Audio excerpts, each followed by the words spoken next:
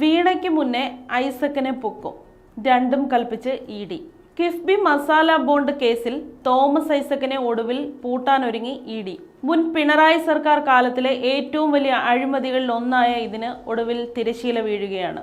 കേസിൽ കുറ്റാരോപിതനായ തോമസ് ഐസക്കിനെ തിരഞ്ഞിറങ്ങിയിരിക്കുകയാണ് ED.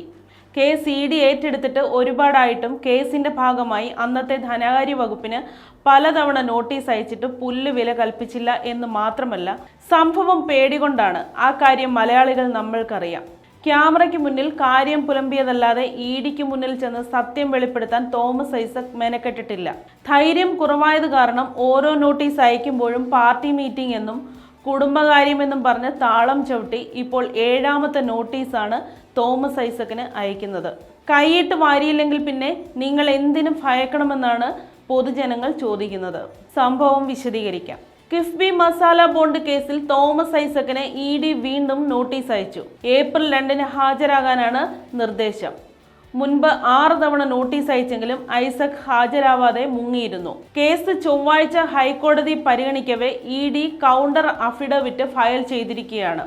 KIIFB masala ബോണ്ടിന്റെ fund വിനിയോഗ തീരുമാനങ്ങളിൽ Thomas ഐസക്കിന് കൃത്യമായ പങ്കുണ്ടെന്ന് അന്വേഷണത്തിൽ ഇ.ഡി. കണ്ടെത്തിയിരിക്കുന്നു.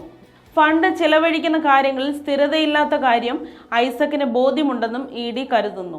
ഇക്കാര്യം ഇ.ഡി. കോടതിയെ ധരിപ്പിച്ചിരുന്നു. എന്നാൽ അന്വേഷണത്തോട് സഹകരിക്കാത്ത മനോഭാവമായിരുന്നു തുടക്കം മുതൽ ഐസക്കിന്. ഇതുമാത്രമല്ല, അദ്ദേഹം എല്ലാത്തിനെയും വെല്ലുവിളിക്കുകയാണ്. 6 തവണ സമൻസ് അയച്ചിട്ടും ഐസക് ഹാജരാകുന്നില്ല.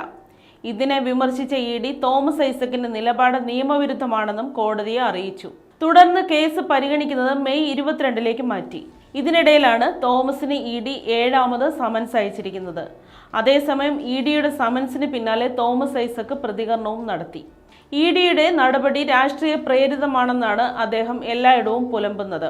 ഇത് തെരഞ്ഞെടുപ്പ് ദുഷ്പ്രചരണമാണെന്നും അദ്ദേഹം പൊതുവേദികളിൽ പറഞ്ഞ് കയ്യടി വാങ്ങുന്നുമുണ്ട്. ഇ.ഡിയെ പേടിക്കുന്നത് വടക്കേ ഇന്ത്യക്കാരാണെന്നും ഇ.ഡിയെ പോയി കണ്ടില്ലെങ്കിൽ മൂക്കിപ്പൊടി വലിക്കുമോ എന്നും അദ്ദേഹം ചോദിച്ചു.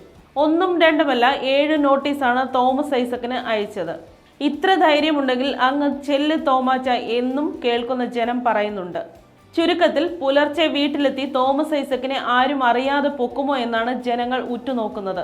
ഓപ്പറേഷൻ കേരളയിൽ വിറങ്ങലിച്ച തോമസും കൂട്ടരും പുരപ്പുറത്ത് നില ഉറപ്പിക്കാറായോ എന്നും ജനങ്ങൾ ഭയക്കുന്നുണ്ട്.